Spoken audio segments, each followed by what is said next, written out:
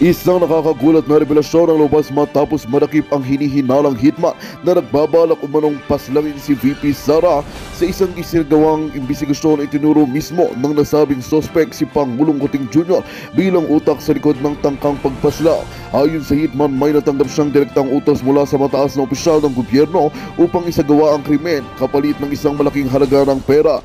Dahil sa matinding paratang, agad na umalma ang Malacanang at itinanggi ang anumang kaugnayan ng Pangulo sa naturang usapin. Iginiit ng kampo ni Kuting ang isang paninira lamang ito upang guluhin ng administrasyon. Samantala, maring namang kinondena ni VP Sara ang balak na pag-atake sa kanya at nanawagan ng masusing imbestigasyon upang mapanagot ang tunay na nasa likod ng krimen. Sa ngayon, patuloy na lumalawak ang imbestigasyon ng mga otoridad upang alamin ang lawak ng koneksyon ng sospek sa iba pang opisyal ng gobyerno. Magkakaroon kaya ng matibay na ebidensya laban kay Kuting o isa lamang itong bahagi ng mas malalim na hidwaan sa loob ng gobyerno? Yan nga ang balitang ating pakakatutukan. Ngunit bago ang lahat, siguraduhin mag-subscribe at ihitang notification bell para sa patuloy na pagtutok sa mga silip ng bagong balita sa tunay na boses ng masa.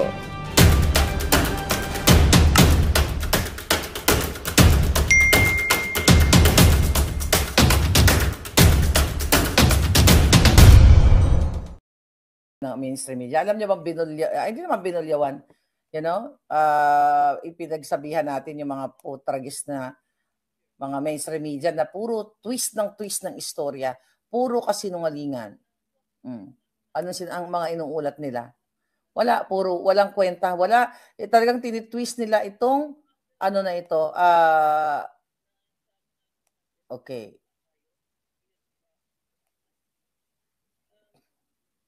Tapos ngayon sisindakin nila si Inday, ano?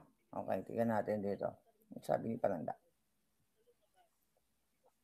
Harap-harapan na kayong binababoy ng gobyernong ito eh. Hindi ko alam bakit, Pero siguro nakikita naman natin na may mga tao na dyan sa labas. Kanina pumunta si Congressman Marcoleta. 'Di ba? Ang sabi nga ni Marcoleta dyan, sabi niya, I am still an elected member of the House of Representatives. Okay? Kasi nga, kahit anong committee yan, sabi niya, kahit sabihin nilang hindi ako member, pwede akong magsalita at mag-participate. Kung pipigilan nila ako, hindi pa ba ninyo naintindihan kung anong klaseng procedure, kung anong klaseng tuntunin meron kami sa Congress? Pang-17 taon ko na sa Congress, ngayon ko lang nakita ang mga pangyayaring ito. Nalulungkot ako, nagdaramdam ako, na nai-stress ako, sabi niya, kung bakit nangyayaring ito. Si Marcoleta, isa yan sa unang biktima na tinanggalan ng chairmanship or membership sa mga komite. Di ba? Kasi nakikita nilang nagvo-voice out. Yun mga kababayan. And I'm glad parami ang mga pumupunta. Kanina, bago ako matulog, nakita ko nga si Marcoleta, si Bato nandoon, and recently si Malotikia. Ang sabi ni Malotikia, itong politikang ito, panirang uri kasi persecution, abuse at saka injustice. Maling-mali yon dahil tayo ay nasa demokrasya at supposedly ang rule of law, sabi niya, ang rule of law hindi pa naman nawawala. Ngayon, kung nawala na, nasa state of martial law na tayo without being declared. Kaya nga sabi ko kanina sa inyo, it's like talagang undeclared martial law na ang nangyayari sa akin. Ay, nako. Kaya sabi naman ni Marcoleta, nung pumunta siya doon kanina, nung dinalaw niya si Attorney Zuleika Lopez, kung mayroon mang makikita, bakit hindi hayaan ang proseso na gumulong? Ito yung patungkol sa binabato nga nila sa Office of the Vice President. Bakit hindi hayaan yung opisina ng COA na sila ang magsasabi sa atin sapagkat sila ay mayroong mandato? Kung gusto niyo talagang gugulin ang panahon ninyo sa ganito, tawagin po natin ang lahat ng mga opisina na pinagkalooban ng confidential funds. At palagay ko, maski Speaker Martin ay may confidential funds, ang Pangulo mayroong confidential funds. Exactly. Kaya nga bakit si Inday lang ang target nila? Bakit si Inday lang? Kaya nakakatakot ang buhay ni Inday. Kaya siya talaga, sana yung mga PSG, yung mga nagmamahal dyan kay Inday, we have to protect. Kasi tignan mo si Inday kanina, nakita natin, kagabi dyan sa Pilipinas, yung inaakto niya, hindi siya vice president eh. Wala sa utak niya yung level ng vice president eh. She's acting like kaibigan na nag-aalala doon sa pasyente.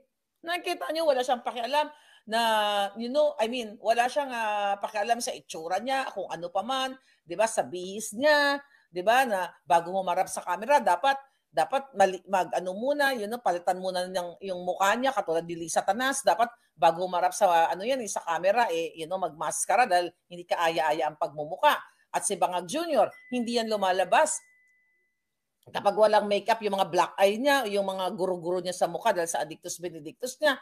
So bakit, ito si Inday, talagang makikita mo na talagang isang ordinaryong tao na concerned dito sa kapwa-tao niya. And now, tama si Marcoleta na bakit siya lang ang tinatarget sa confidential fund na ito. Okay, meron palang mga pagtitipo na ngayon sa Rizal Park, Davao City. Okay? So, napakagandang pangitain ito. And you go there, dyan sa veterans na sila ngayon, kung saan man sila manawagan sa veterans, dyan pa rin, you go there, not only a supporter ni Inday Sara, kundi supporter ng tunay na pag-aklas sa pagbabago. Kasi dapat ang ating pakikibaka, wala nang political color eh. Kasi ako, I'm not here para tawag dito, para suportahan lang ang Duterte. I'm here to support you. Kasi ang magbebenepisyo dito kayo, whether you are green, red, yellow, 'di ba? O red na hanggang ngayon nabudol pa rin, Shonga Bells pa rin, or hindi pa rin gising, 'di ba?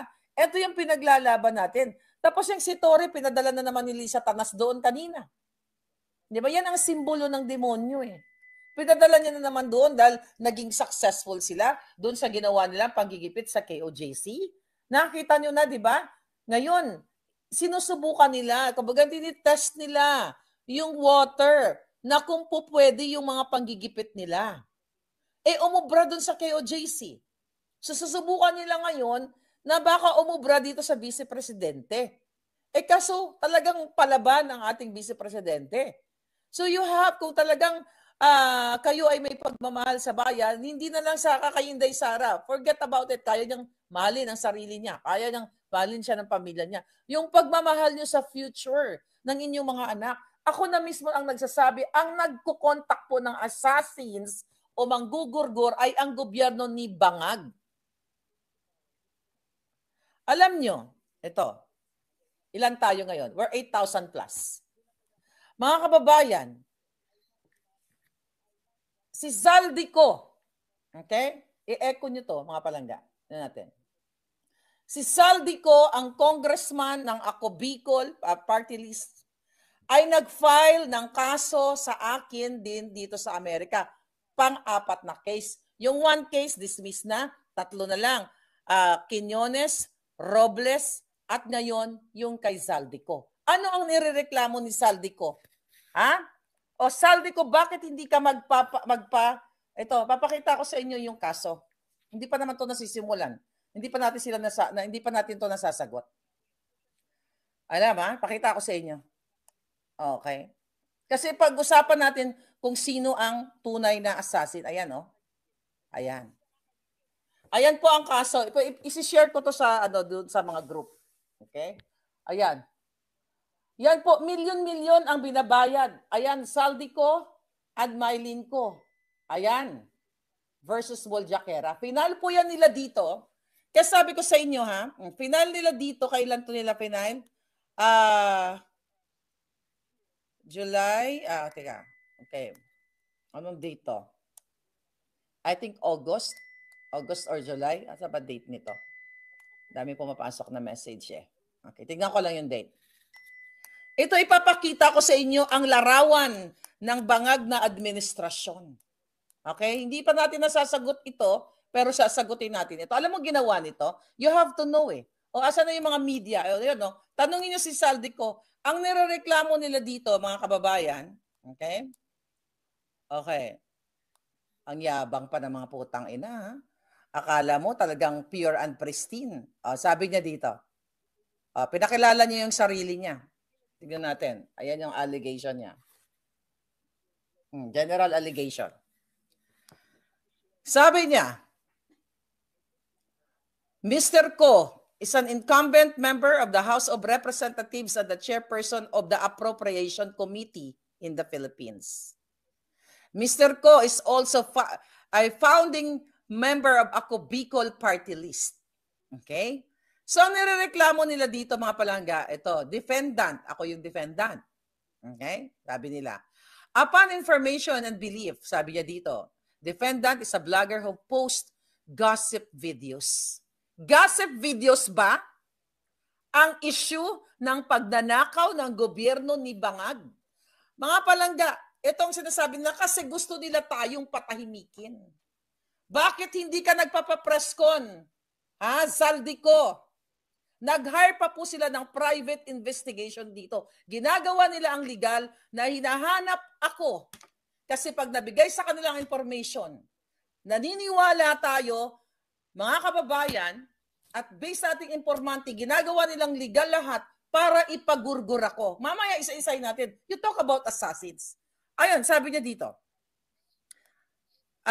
Defendant, sabi nga doon, defendant is a blogger who posts gossip video, referred to as blogs on her YouTube channel. Defendant goes by the name Maharlika. Her YouTube channel has 300 plus subscribers. Defendant has posted 1,200 videos and live streams videos in which have been viewed thousands of times. Hindi lang thousands of times. Yung pinresent namin, dun sa isang kaso, total of the views of my vlog, 100 million times. All in all na yon. More than that.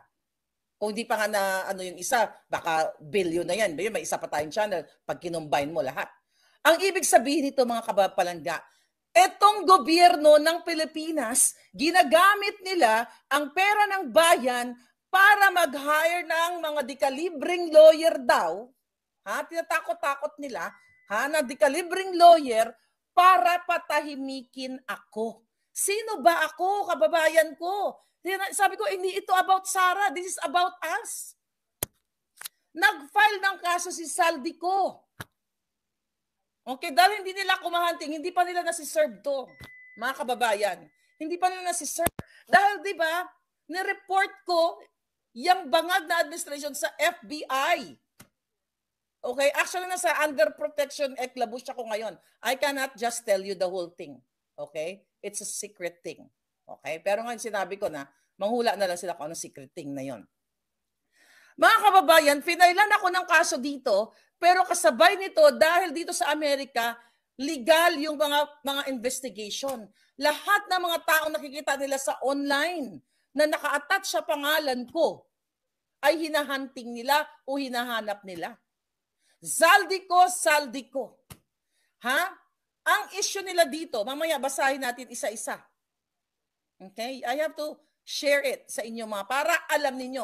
Ang sinabi ko kasi dito, dahil may nag-email sa akin na yung si Zaldico at yung asawa niya, kapag pumupunta sa Paris, according to my source, may email yan, pinresent ko, pinuntahan ko pa sa Paris, na bumibili ng mga luxurious apartment sa Paris. Diba? At si Zaldico ay what? Politiko. Karapatan ng taong bayan na malaman kung saan ang gagaling yung pinambibili nila ng mga apartment, ng mga luxury cars, mga lahat ng mga kaletsya nila sa ibang bansa o sa Pilipinas because they are they are government official. They are government official, they are public figure at mayroon po silang pananagutan sa taong bayan. Ito ba ay chismis? Buti sana kung sinabi ko na kunyari si Evelyn Itang, palangga, random tao na hindi ko kilala, nabasa ko lang nakita ko lang, kunyari nagko-comment si Evelyn Itang. Sinabi ko, ayan si Evelyn Itang na yan, magnanakaw yan. Yan siya ay bumili ng ganito, ng ganyan. All of a sudden, nag-invento ako ng kwento. Yan ang defamatory. But pag sinabi natin na naniniwala tayo sa nakikita natin sa pag-splurge nila ng mga pag-show off nila, di ba, ng mga luxury brands and everything, naniniwala tayo mga taxpayers at mga nagsisend na mga remittances na ito ay galing sa kaba ng bayan. Kasi if you compute ng kanilang salary, mga kababayan, magkano lang ba ang sweldo ng mga yan? Diba? Dapat nga managot sila eh. Kung gusto nila ng audit, i-audit nila lahat. Yan ba ay galing sa negosyo? Yan ba ay galing sa kaba ng bayan? Ito yung classic example. Sino ako para kasuhan ng proxy cases ni Lisa Tanas na dating tumulong sa kanila kung walang kwenta ang sinasabi ko? Ito'y pagpapaintindi sa inyo. Forget about muna kay Inday Sara dahil politika yan. Ako, hindi ako politiko. Boses niyo ako. 4 na kaso. Under spending money. Here. Millions and millions and millions of taxpayers' money. I'm not sure if I'm allowed to share this pero public document naman ito, but I will share it sa sa mga dito sa Zoom natin ngayon. So ito 'yon mga kababayan. Alright. Sabi niya, kinopunterya nila yung 4 na cases. Kung babasahin niyo yon, again, yung isa dismiss na. Okay? Lahat yon ang punterya, ang aking platform. Pinapanood si Marlica ng libo-libong tao, 100,000 tao, 'di ba? Actually, it's not 1,000 views lang, it's millions and millions of views. Kaya ganito, nagpapakalat sa nag-gossip. Chismis ba? Ang pinag-uusapan natin, chismis ba ng kapitbahay na nagtsuksaka, nag-away katulad ni Tulfo sa kanyang channel? Ayan, dapat si Tulfo, yung issue sa kanyang vlog ay puro katsipan, chismis. Ito, ano ba pinag-uusapan natin dito? Public interest. Isyong panglipunan na sangkot or ang magbebenepisyo ay Pilipino. Whether you are in Canada, in Zimbabwe, in Mars, as long as you are Filipino, kasama ka dito sa pinaglalaban ko. Pero ano ang ginagawa nila? They're trying to harass me. Mag-hire ng assassin. Tanga ka ba? Kung hindi mo pa maintindihan na bakit ang gobyerno ni Marcos ay mag-hire ng assassins. Ngayon, ano sabi nila dito? Plaintiffs have never met defendant. Of course! Di ba? Hindi tayo nagkakilala. Pero bakit nagre-react kami sa inyong corruption? Dahil ikaw ay public figure and government official. Nagsa-show off kayo ng mga kaputahan ninyo mula sa tsinelas hanggang sa lahat-lahat ng inyong mga luxury brands. Di ba? May batas. May batas na dapat ang mga government official ay mamumuhay ng modest life, ng modest living. Diba? Dapat ang inyong paggawi sa buhay ay simple lang. Modest living ba ang ginagawa? Dahil may isang Maharlika, dakdak ng dakdak at ini-expose ang lahat ng mga involvement nila based sa ating informer, anong ginagawa nila ngayon? Tatakutin. Siyempre nga naman, di ba? Uubusin natin ang pera ni Maharlika. Mahal ang abogado sa sa Amerika. I'm telling you, 550 per hour ang pinakamababang charge dito sa lawyer. And ang retainer's fee, pinakamababa ay $15,000. Depende sa klase ng law firm. Depende sa location. So ang question ko sa inyo, magkano na ang ginastos ng gobyerno ninyo sa akin sa pamamagitan ng mga crocodile? 4 na cases. You compute that. Baka may 100 million lang na nagastos na sila. Sa ulo ko, wala pa yung mga bounty, wala pa yung mga assassins. 2 taon na po ako nagsasalita. Inumpisahan ko sa salitang babaeng ahas. Doon pa lang naalarma sila. Sinira na nila ang sinubukan nila akong sirain. Tingnan mo ngayon. Hanggang ngayon, sira ba ako? Sila ang sira. Dahil sila ang what? Sila talaga ang mga sira. Now, balikan natin. Zaldico, ayan.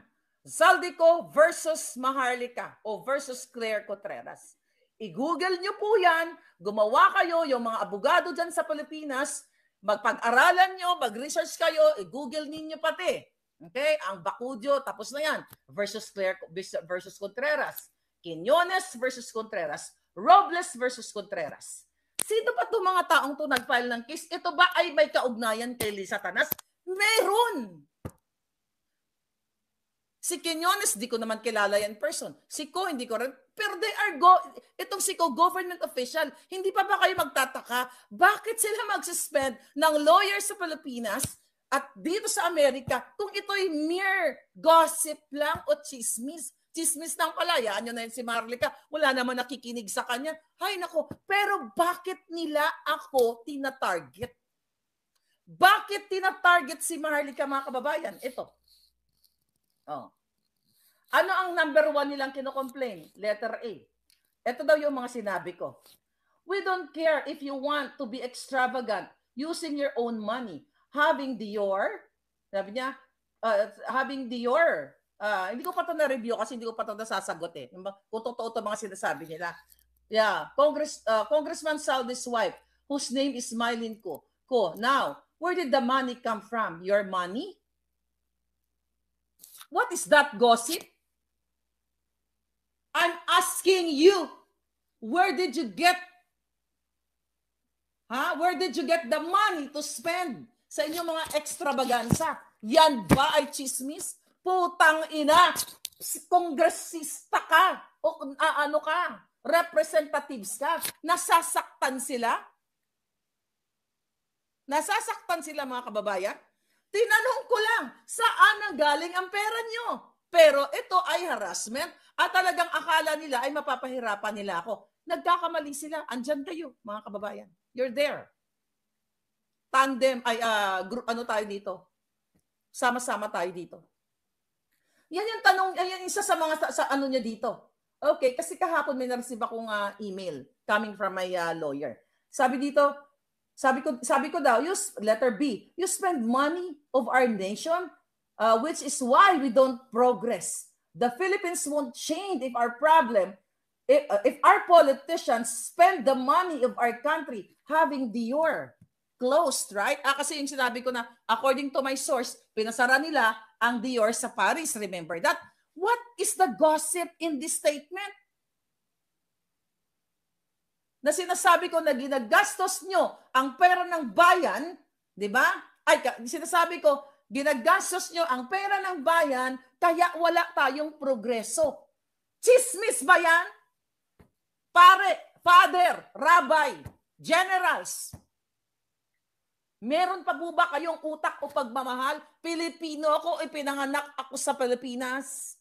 Di ba? Ang inyong mga homily, ang inyong mga kaletsyahan, mga general sa mga event, di ba? Napoprotektahan nyo ang Pilipino. Pag sinabi nyo protektahan nyo ang Pilipino, protektahan nyo ang Pilipinong katulad ko, katulad ni Attorney Zoleka. Hindi ka lang po protektahan mo yung gusto mong protektahan. Eto, ano ginagawa ko? Tinatanong ko ang mga politician, ginagastos kaya nagka-leche-leche ang bayan dahil ginagastos nyo ang pera ninanakaw ninyo. Is this gossip o chismis? Panglipunan. Dahil meron tayong karapatan bilang isang mamamayan na tanungin kung saan napupunta ang pera natin. Kahit ako'y nasa Amerika, parte ako ng gobyerno ng Pilipinas dahil number 1, dyan ako pinanganak, nagpapadala tayo ng remittance, nagpapadala tayo ng mga tulong, at what? Nasa dugo na nananalaytay natin. Di ba? Ang pagiging Pilipino. Ang ating mga kamag-anak, mga kaibigan, kahit nasa Amerika, nagpapadala ng pera. Kaya huwag kayong mag-question, manahimik ka na, Maharlika, kasi nasa Amerika ka. Ito ang gusto nilang gawin sa akin. Takutin ako. Diba? Siyempre nga naman, pag kinasuhan ka, ay naku, nanginig na yan. Ganyan. Diba? Yan yung mga portrayal nila. Diba yung portrayal nila, yung unang kaso, naku, Maharlika, nagtago sa Mexico, 2 milyon ihanda mo na. Case dismissed. May nakuha ba sila 2 milyon sa akin? Wala. Pangalawa, parang ganun din, 2 milyon din yata ang hiningi nila. We'll see. Kung makakuha sila ng 2 milyon. Kahit ano naman gawin nila, wala naman ako 2 milyon. Di ba? Kahit pigain nila yung alindog ko, wala silang makuha ng 2 milyon. Next, ito yung mga kaano niya. Oh. Anyway, ito na nga kasi pumunta ako sa France. Sa France, di ba? Dahil sabi ng ating palangga, okay? Nakuha ko na yung email mo. Actually, ipapresent natin to as exhibit. But if you want to mag-witness ka, di ba? Pwede ka mag-witness as John Doe witness or Jane Doe witness. Kasi dito sa Amerika, gusto ko lang pala manawagan. Gusto ko manawagan. I'll take the opportunity. Sa lahat po ng mga kababayan ko, kung mayroon kayong kinalaman o narinig nyo, isa kayo sa mga nakarinig na ipapatay ako, nag-hire ng assassin, si Robles, si Lisa, nag-fix ng si Romualdez. Kung narinig niyo whoever you are, nasa restaurant kayo, kung saan man, pwede kayo witness as John Doe or Jane Doe. Hindi po kayo ma-expose sa public. Ang ginagawa ng lawyer ko, kasi I have a lot of John Does and Jane Does, para lang sa kalaman ninyo. Sa Pilipinas, sa iba't iba, yung iba nasa ang mga sa akin, iba nasa Europa na yung mga, susumpa. Ang sistema dito, kaya yung mga nag-inform sa akin na mga pinatapon na ni Lisa Tanas, mga tinanggal nila sa trabaho, iba nasa abroad na. Sabi ko, natatakot sila huwag ka matakot. Kasi dito, kahit nandyan ka sa lugar na yan, diba, via Zoom or online, susumpa ka. Meron kasing confidential lawyer. So ikaw, susumpa ka, mag-witness ka na nakita mo talaga, may personal knowledge yan, na narinig mo, na ipapagurgur ako, during that time, nandoon ka. Pwede kang manumpa dito sa confidential lawyer, na si confidential lawyer, ito ipo-forward ng panunumpa mo dito sa aking lawyer sa case at saka syempre sa judge. So ibig sabihin protected itong mga witnesses na ito. Yan yung nangyari doon sa unang case, may dalawa akong confidential witness, hindi na-expose yung kanilang pangalan. Dismiss ang kaso. Now, ito mga usapin dito mga pala na binabato ni Saldico, puro about usapin ng Pilipino na nagtatanong ako. Ayan, sabi ko, ano mga palangga? Sabi ko, itong property na to sa Paris, France. Sabi ko, ayan, according to our source, natatandaan ko to according to our source, ito daw, binili nila, ganito, ganyan. Grabe, di ba mga palangga? Saan nila kinukuha ang pera ng bayan? Kawawa ang Pilipino, ganun. Ito ba ay chismis? Ginawa ko lang ba? Ito ba ay may actual malice na tinatawag na gusto ko mong panirang puri? Paano naging panirang puri? Mga kababayan, ang usapin ng lipunan at now ngayon, anong kinasasangkutan? Mismo si Joel Villanueva, nagsalita yan sa korupsyon ni Zaldico. Is that chismis?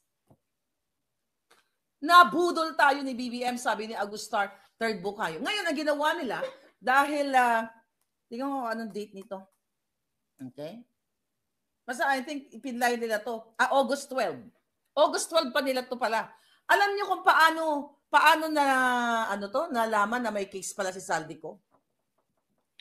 Okay? Merong may isang palangga na nagtingin-tingin. Okay, nagtingin-tingin. Contreras, tinype niya yung pangalan ko. Tapos nag-pop up ito, kaya nalaman na merong case. So, hindi ko alam to August, September, October. Wala akong alam. Kasi, ang siniservan nila, based dun sa kanilang pinadala kahapon, pinadala ng lawyer ko actually, na nag-hire si Zaldico ng private investigator. Magkano po ang private investigator? Depende. Merong iba, merong $50 per hour, may $300 per hour, may $500 per hour. At ang ginawa nila, based sa report, ginawa nila, kasi legal dito yung mga investigator na ginamit nila, nag-file sila ng case para nila malaman nila kung ano yung mga whereabouts ko o ano yung mga business dealing ko. Palpak naman. Based dun sa report, ay walang dun sa may mga terminology, sa mga sightings nila, hindi naman connected sa akin yung mga information, di ba? Pati sasakyan, pina-imbestiga nila.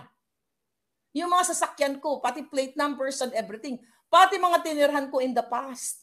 Kaso lang, past na yun wala talagang mabibigay na impormasyon sa kanila.